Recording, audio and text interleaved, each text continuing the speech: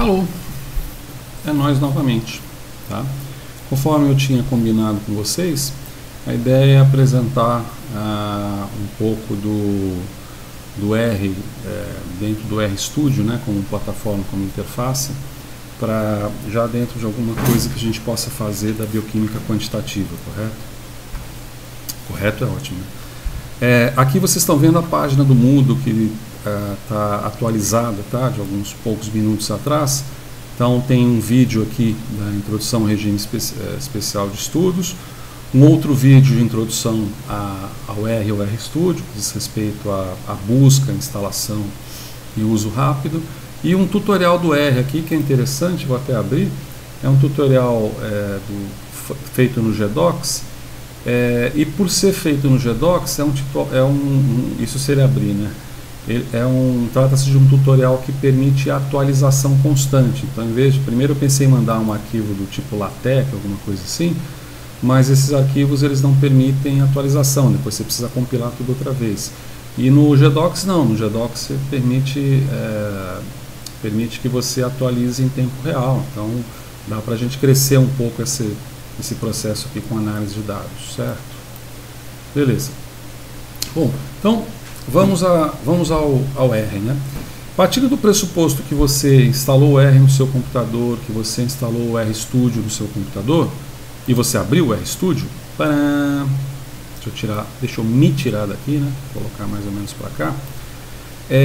Essa interface que você vai ter, a nossa ideia é fazer alguma coisinha rápida aqui com números, brincar um pouco com números, que possam envolver a bioquímica. Bom, quem foi na primeira aula, na nossa primeira aula, deve lembrar que nós tivemos um estudo, nós estudamos dimensões, tamanhos, acho que até chegamos a falar um pouco de tempos, que envolvem os processos bioquímicos e as moléculas de um modo geral.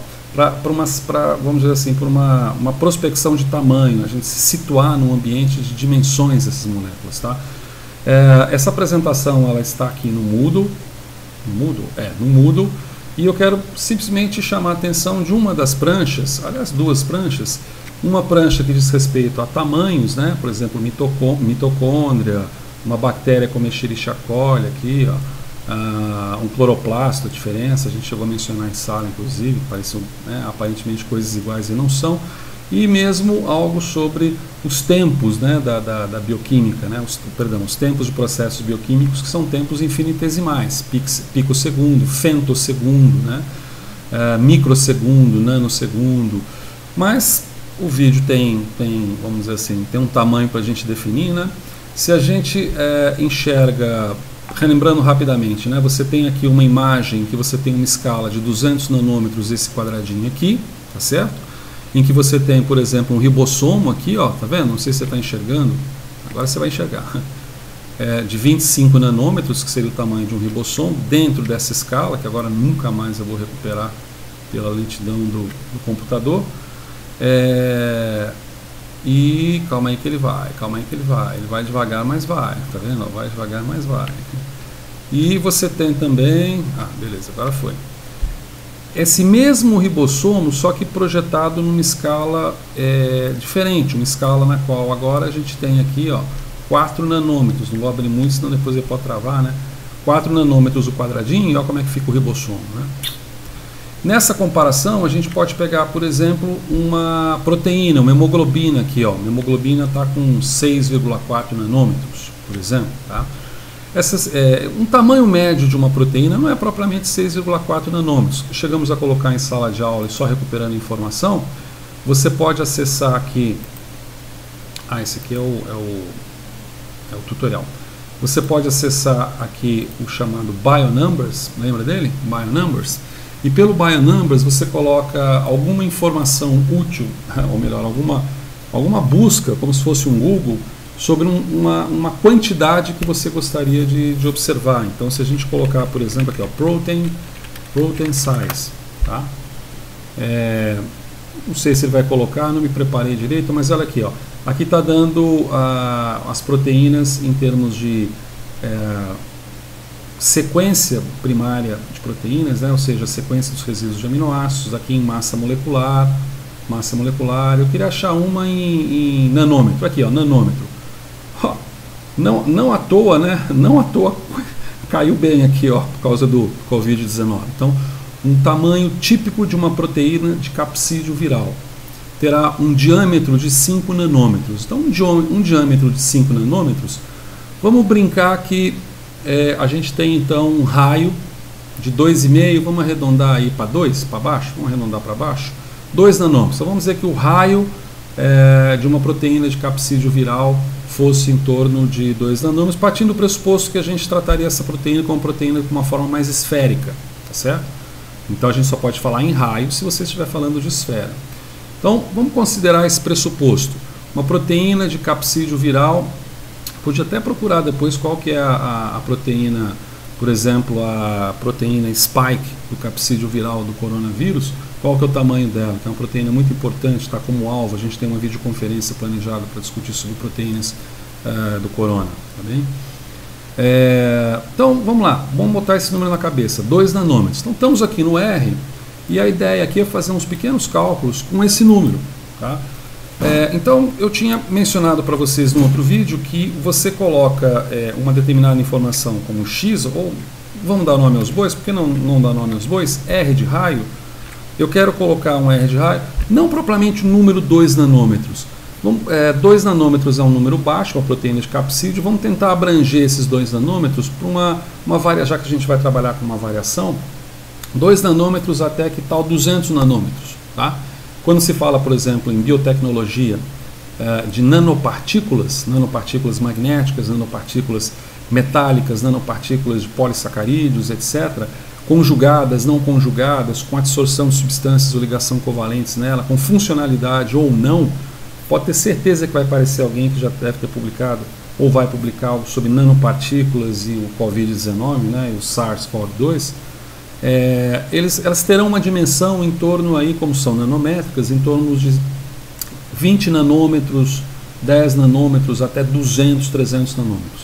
Então vamos considerar que a gente tenha uma dimensão, tá? Uma dimensão, vamos considerar que a gente... Vou até escrever aqui, ó, você vai ver, ó, uma dimensão, um raio, vou escrever raio, ó, um raio entre 200 nanômetros. Ele vai dizer que não encontrou nada, que houve um erro, porque na verdade eu estou colocando uma frase, né? Talvez isso é uma coisa do R que é interessante, ó. Eu coloco agora entre aspas aquilo que eu escrevi e agora ele passa a aceitar. Interessante, né? Quer dizer, você pode utilizar isso aqui também para escrever texto ou alguma coisa assim. Bom, enfim. Lembra que a gente fez assim, ó, x igual a c, 1, 2, 3, né? Por exemplo, nós não vamos fazer 2 a 200. Né? Não vamos fazer 2 a 200, porque senão o vídeo fica só nisso. Então, o que a gente pode fazer com R, se fosse vamos dizer assim, nós estamos pensando numa simulação, tá? Uma variação do raio de uma nanopartícula, que no caso é uma proteína de capsídeo viral, tamanho médio, até chegar num tamanho de nanopartículas, que eu não vou dizer que é um tamanho médio, eu não vou chutar, mas um tamanho plausível para nanopartículas de grande porte. Nanopartícula mesmo vai ter 50, 100. A gente pode fazer 50, 100 também, tanto faz. Tá? Nós não vamos também anotar. Como que a gente faria agora no R para criar essa simulação, esse vetor? Tá? Bom, se for uma coisa pequenininha, tá? Se for uma coisa pequenininha, vamos colocar aqui um x, você pode colocar x1, pode escrever de outra forma, veja que aqui já apareceu o x, né? Tipo assim, 10 elementos. Com 10 elementos, basta você fazer isso aqui, ó, e eles forem igualmente distantes. Na realidade, para qualquer elemento igualmente distante, por exemplo, você pode fazer x1, 1 a 10. Só isso, ó. Ó que barato, ó. Eu venho com x1 agora e apresento. Uma coisa que o R tem que é muito legal, outros programas têm também, claro, esses programas que envolvem análise computacional, algoritmos computacionais para análise, envolve você separar comandos com vírgulas. Veja, eu coloco assim, x vai ser igual a 1, agora eu vou colocar até 20, tá? Mas aí eu separo com vírgula e já peço para ele me apresentar x2, vou colocar x2, sei lá, x2, só para não confundir. Então, eu estou dando 2 comandos aqui, veja, um comando em que ele define o vetor e o outro comando que ele apresenta o vetor, separado por vírgula. O que acontece? Tadã! Eu não precisei clicar 2 vezes, né? Então essa é uma sequência de informação que eu vou predispondo ao sistema. Eu posso construir agora sei lá, uns 50 comandos separados por vírgula que ele vai executar. Há uma forma melhor de se fazer isso, que está prevista no nosso plano de estudos, não sei porque ele é escrito plano de desenvolvimento aqui, que é o chamado, aqui ó, scriptagem. Scriptagem é quando você automatiza, em vez de você ficar colocando vírgula, você automatiza o processo num arquivo de bloco de notas. E um arquivo de bloco de notas que seja legível, humanamente falando, né? E não computacionalmente falando. Beleza, voltemos. Então a gente está aqui. Agora, existe uma outra forma. Eu posso colocar um espaçamento diferente da unidade. Eu posso colocar meio, por exemplo. E, portanto, eu vou dobrar o número de valores desse vetor. Para fazer isso, também é simples. Vamos chamar isso daqui de... Perdão. Perdão. Eu tenho que desligar isso aqui de alguma forma. Perdão. Isso realmente não foi muito inteligente. E eu não consigo pausar ali. Só um momento. Eu vou tentar... Quem sabe faz ao vivo, né? Como diria um certo apresentador de televisão de uma certa rede de televisão, né?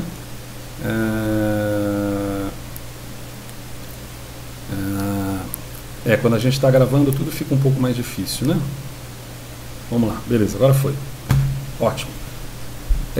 Eu posso chamar agora aqui, ó, de x3, tá certo? x3. Eu vou dar esse x3 aqui o seguinte, eu vou dar um espaçamento de meio. Como é que eu faço isso? Você está vendo que eu estou colocando sinal de igual, né? Você pode colocar o sinal de igual, alguns autores, principalmente que lidam com programação de computadores, conhecem programação a fundo, não gostam desse sinal de igual, porque esse sinal de igual tem um outro significado matemático. Preferem colocar isso aqui, ó, uma setinha, perdão, isso aqui não é nada, né? Preferem colocar uma setinha invertida, tá certo? Que é um sinal de atribuição, né? Eu estou atribuindo àquele parâmetro um determinado valor ou um determinado comando. Então podemos fazer do jeito que você quiser, vai dar certo. Vamos chamar que esse x3 aqui agora vai ser então uma sequência. Essa sequência vai ter um valor inicial, esse valor vai ser 1. Essa sequência vai ter um valor final 20, só que agora a gente vai separar em meio. Não, vamos separar em 0,2, ok? E baseado naquela situação de você dar um comando, atribuir um determinado parâmetro a um comando e depois chamar esse parâmetro, a gente já chama o x3 e voilá. Olha só o que aconteceu, que legal. Então você consegue, com esses comandos simples, fazer simulações da variável independente com um espaçamento equânime entre as suas unidades, tipo 1 para 10, ou o espaçamento que você quiser dar, tá certo? Isso é legal quando você vai criar uma simulação de dados, por exemplo, ou mesmo investigar comportamentos curvilineares ou até lineares de determinados fenômenos biológicos. Enfim, a gente tem essa sequência aqui, tá certo? Bom, beleza.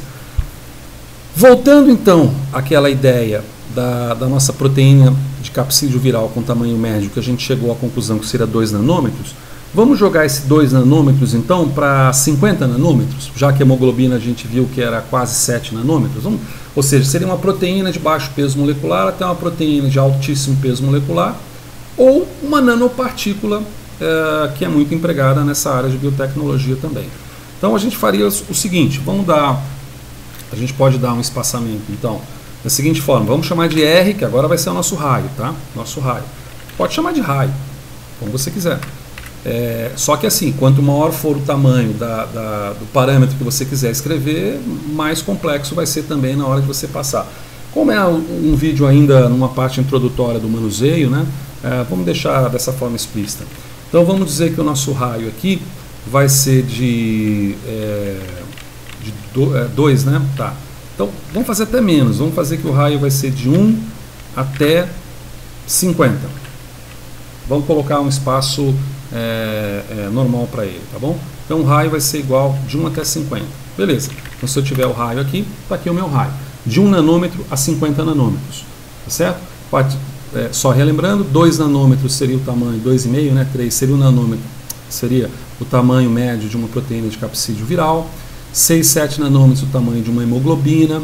Tem proteínas gigantescas de 20 nanômetros, eu sei que tem. Naquela apresentação ali, nessa apresentação aqui, acho que não vai ter não. Tá, tudo bem, não é o caso. Prossigamos. O que eu quero fazer agora? Eu quero traçar relações desse raio. Como que será que esse raio ele aumenta com determinado tipo de dimensão da proteína de capsídeo, da dimensão propriamente dita? Então, por exemplo, e aqui eu esqueci de fazer uma coisa muito importante, mas tudo bem.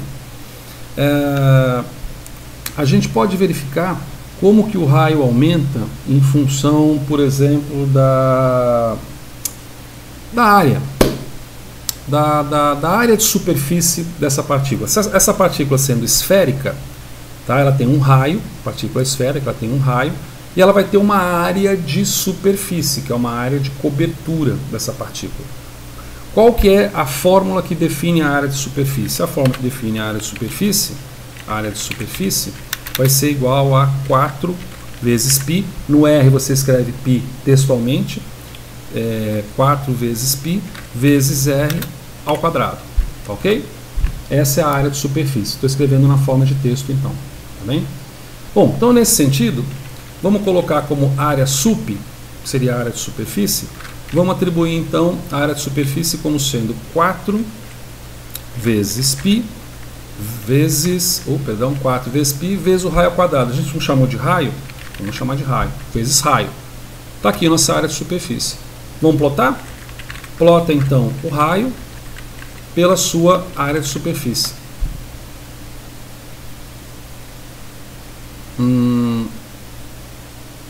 Então você observa aqui uma relação quadrática, né?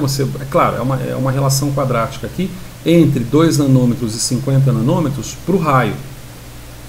Raio e área de superfície. Engraçado, está linear demais, eu achei que pudesse ser ligeiramente curvilinear, 4πr2, mas tá bom, você tem uma relação quadrática. E volume? Em relação ao volume, como será que ele varia em relação ao volume? Tá certo? Bom, em relação ao volume, qual que seria o volume? Volume de uma esfera é definido por 4/3 de π vezes R, que seria o raio, ao cubo. 4/3 de πr ao cubo. Então, vamos definir vol como sendo igual, então, como sendo 4/3 de π vezes raio, que é o nome que nós atribuímos, ao cubo. Certo? Temos vol. Como que se comporta agora, então, a relação de raio da nanopartícula com o seu volume? Beleza. Então, mesma coisa. Pode ir com as setinhas e recuperar o comando gráfico. Olha lá. Em vez de colocar a área de superfície, você coloca vol.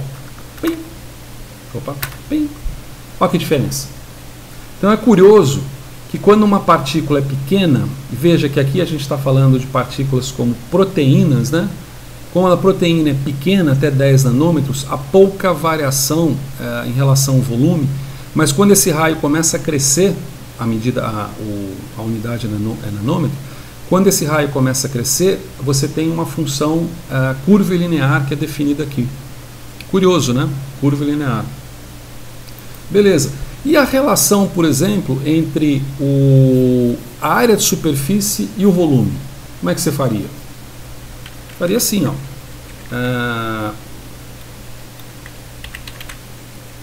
Plot.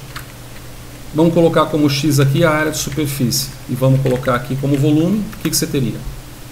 Opa, cliquei, mas não cliquei. Uma relação também curvilinear esperada, que seria esperada. Só que de magnitude, seria maior ou seria menor do que a relação de raio com volume? Pergunta é, raio com volume varia mais ou varia menos do que área de superfície com volume? Pô, teria que fazer o gráfico de novo, né? Ou não, você vem aqui e aí é a vantagem da interface gráfica, né? Você vem aqui onde você tem o plot, ó, você tem essas setinhas aqui, seta para voltar e seta para ir para frente, inclusive com um atalho de teclado. Então se eu venho, vamos só visualizar aqui, né? Essa é a área de superfície, ela está variando aqui mais com volume até 10 a menos 5. Aqui a gente joga para cá, você tem 3 vezes 10 a menos 5 e agora você vai de 0 a 50. Então veja que aqui você vai de 0 a 50 no eixo X, enquanto no eixo X para raio, enquanto no eixo X para o eixo das abscissas para a superfície você vai de 0 a 600. Né? 0 a 600. Enquanto o volume permaneceu o mesmo. Ó, se eu mudar de um para o outro, o volume permaneceu o mesmo. Né? Então se isso fosse um comportamento linear e você dividisse o volume pela área de superfície, aqui daria um valor, obviamente, menos baixo do que aqui.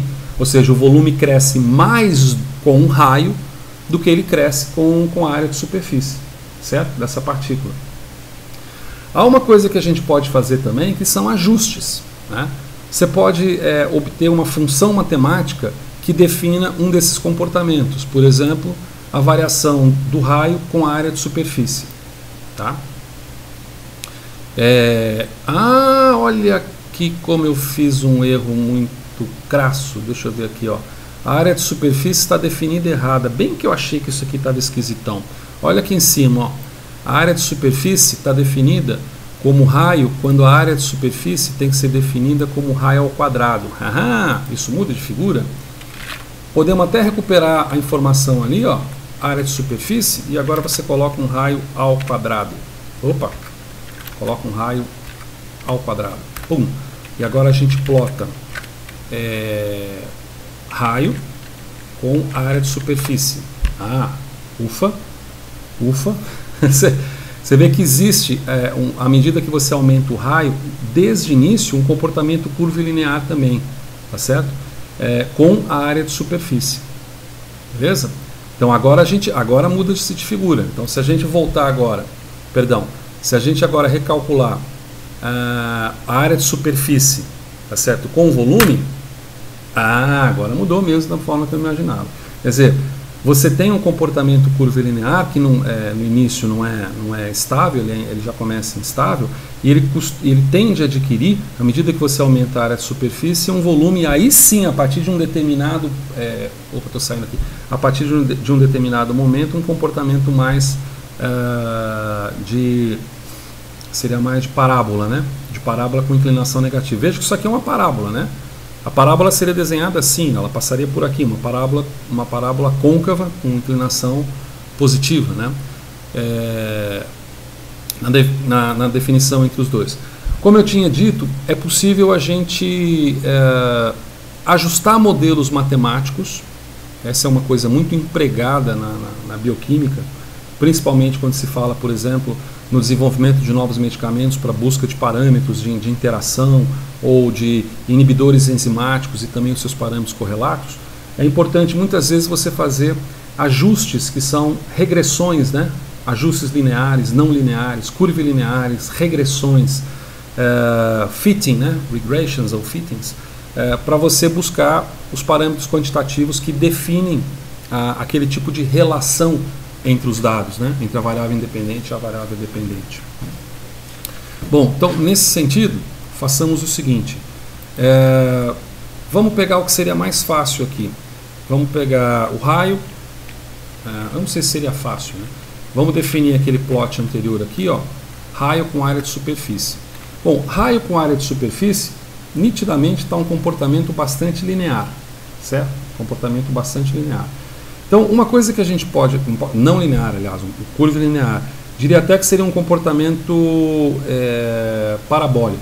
Mas você poderia ter um comportamento linear, de repente, de uma outra função. Vamos passar pelo mais simples. Você tem o seu raio, tá certo?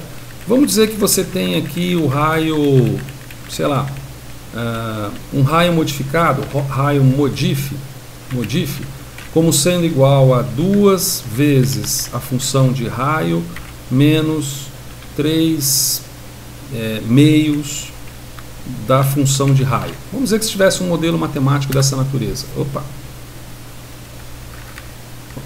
Vamos dizer que se tivesse um modelo matemático dessa natureza. Se você plotar agora o raio e esse raio modif, e esse, ó, interessante isso também, à medida que você vai escrevendo, a interface gráfica te possibilita você, chama autocompletação, né? Autocompletação. Se eu clicar aqui, obviamente seria uma reta, né? Esse aqui era previsto ser uma reta. Por quê? Porque o meu raio modificado é uma função linear. O que é uma função linear? Y é igual a mais, vamos separar aqui, né? Y é igual a mais B vezes X, né? Isso aqui é uma função linear. Y é a variável dependente, X é a variável independente, B é a inclinação, o slope. Algumas pessoas chamam de coeficiente angular, há restrição nessa definição, e o intercepto como sendo o A, ok? Está colocado desse jeito. Vamos fazer um ajuste linear, como você faria num aplicativo como Excel, como o Calc do LibreOffice, como o Orange, por exemplo, e daqui a pouco a gente já encerra o vídeo, senão ele fica muito grande, né? Vamos fazer um ajuste linear ou uma regressão linear. O comando para isso é LM, que é Linear Model, tá certo? Eu não quero só fazer a regressão linear, eu preciso fazer e depois recuperar a informação que eu desejo, correto? Então eu preciso atribuir também, bati no microfone, eu preciso atribuir também ao modelo linear um determinado parâmetro. Então vamos chamar esse parâmetro aqui de FitLin, ajuste linear. Então esse FitLin vai ser a função LM, e agora é simples. Você só coloca primeiro a variável dependente. Qual que é a variável dependente no nosso caso? Raio modif. Raio modif. Sem as mãos agora, certo? Ao invés de colocar vírgula como você faria no plot, você coloca um tiozinho. E agora você coloca a variável independente. Qual que é a nossa variável independente? Raio. Beleza? Clico e o que acontece? Aconteceu, só que a gente não viu. Ele fez o ajuste linear, como você faria nesses outros programas, mas ele não mostrou o resultado. Por quê? Porque você precisa dar um sequenciamento, como a gente fez, por exemplo, para atribuir a área de superfície e depois chamar a área de superfície. Você precisa fazer a mesma coisa. Você precisa dar esse comando e depois chamar. Qual que é o comando que chama os resultados do ajuste linear? Esse comando é summary. Tem outros, tá? Outros. Mas esse summary é o mais, vamos dizer, simples, fácil, mnemônico e bastante informativo, bastante completo. Mais do que alguns programas, inclusive, de regressão linear. No sumário, o que você vai colocar é o nome da regressão. Bom, o nome da regressão foi FitLin, tá certo? Então, vejamos. Pim. Aí, olha que legal. Você obteve um quadro que mostra tratar-se de um modelo linear. Aqui tem a fórmula desse modelo linear. Algumas informações relacionadas a resíduos, mínimo, máximo, primeiro quartil, terceiro quartil, que não importam tanto. O que normalmente, quando você está acostumado a fazer regressão linear, é o tal do coeficiente R, de correlação de Pearson, ou coeficiente de determinação R2, né? Então já pode ir aqui embaixo, ó. Já está aqui, ó. R2 é igual a 1. Por que o R2 foi igual a 1? E que, portanto, o R é igual a 1, né? Porque o R2 é simplesmente o R ao quadrado. Porque nós colocamos uma função matemática pura, a gente não colocou uma função de erro aqui. Colocou uma função matemática sem variação de erro. Depois eu vou mostrar em outro vídeo como que a gente insere o erro, que é muito interessante quando você quer fazer simulação experimental. Então você não tem a curva perfeita dos seus dados, é uma curva com ruídos, e aí você consegue estabelecer alguma informação mais próxima do real, por assim dizer, tá certo? Mas veja, o intercepto aqui deu praticamente zero, o R sempre vai te dar esse tipo de quadro no diagnóstico de ajuste linear. E o que ele chama de raio aqui é o slope, é a inclinação, que alguns chamam, como eu disse, novamente de forma errada, de coeficiente angular. Esse coeficiente angular deu de 5 vezes 10 a menos 1, ou seja, 0,5. Se você operar em cima dessa expressão aqui, você vai ver que vai ser 2 menos 3 sobre 2, né? 2 menos 1,5 vai dar meio, né? Então a inclinação acaba sendo meio, tá certo?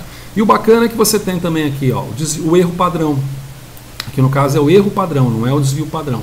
O erro padrão é o desvio padrão normalizado pela quantidade de grau de liberdade, pelos graus de liberdade.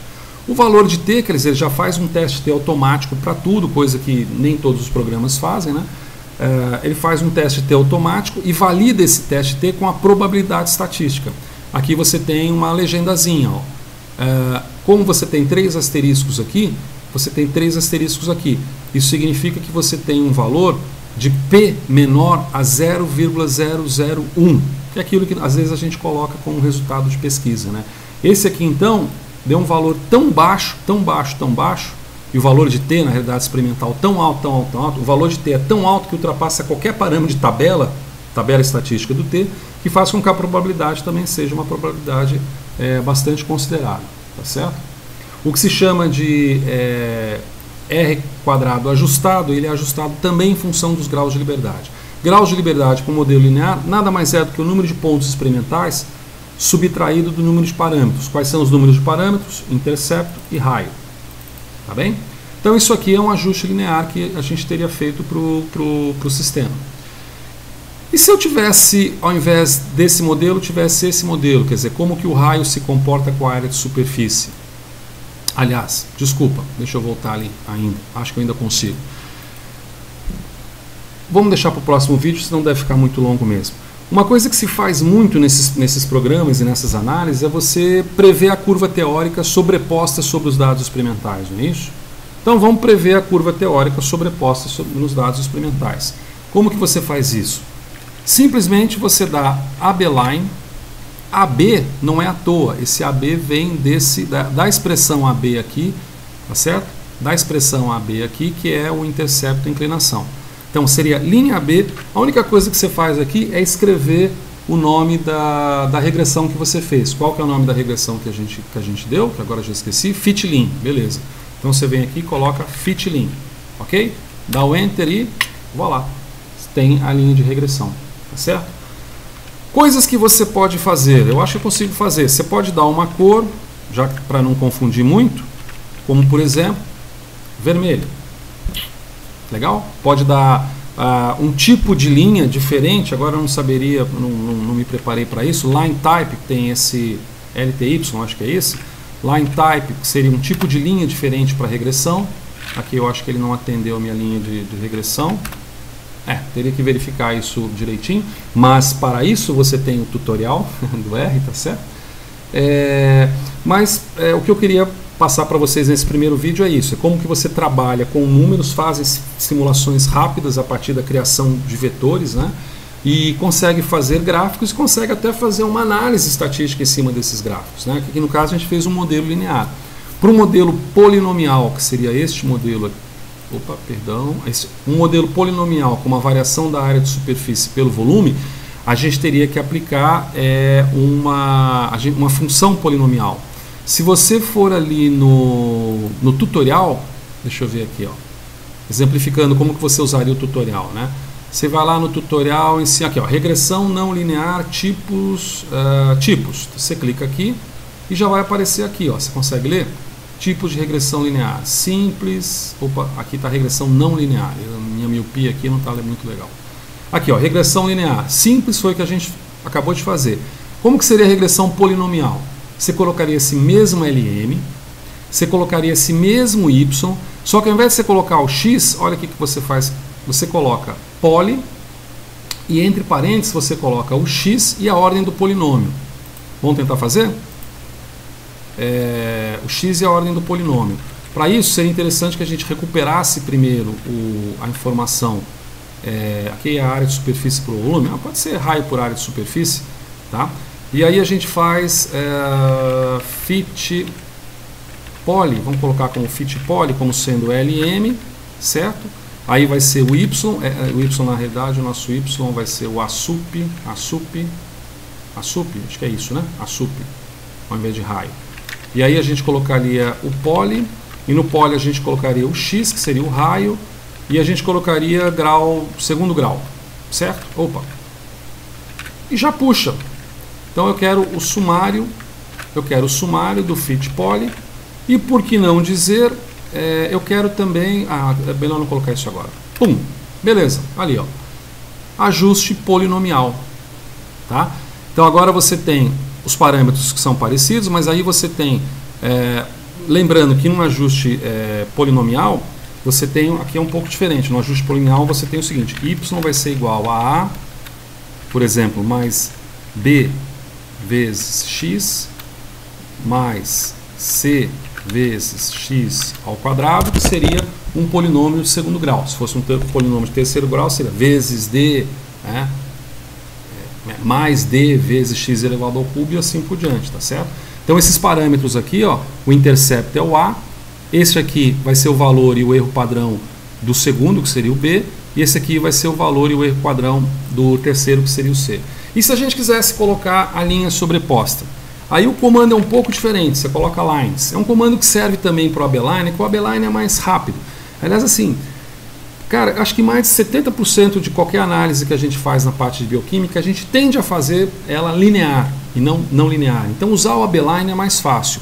O lines ele é um pouco mais complicado. Você tem que colocar, o comando lines. Isso aqui é interessante também, ele vai te dando janelas que abrem para você entender qual que é o comando que você está colocando lá, tá certo? Mas enfim, você tem lines, você tem o ajustado, tá certo? Esse ajustado tem que ser o nome da regressão. Qual que é o nome da regressão que a gente colocou? A gente colocou a regressão fit poly. Então a gente coloca fit poly, beleza? Fit poly. E a gente coloca, então isso aqui seria um parâmetro só, é como se fosse o y, né? Mas o y ajustado. Ou seja, o y, que no nosso caso chama-se o fit poly, ajustado, tá certo? E agora a gente coloca, obviamente, o x, né? Qual que vai ser o x? Vai ser o raio, beleza? Pam. E voilá. Mais uma vez, se você quiser, acho que é possível, não tenho bem certeza, vamos colocar uma cor como verdinho, beleza? Então, tá aí um vídeo até longo mais do que eu gostaria, mas que nos permite introduzir alguma noção de trabalho imediato com R, tá certo? Muito obrigado. Então,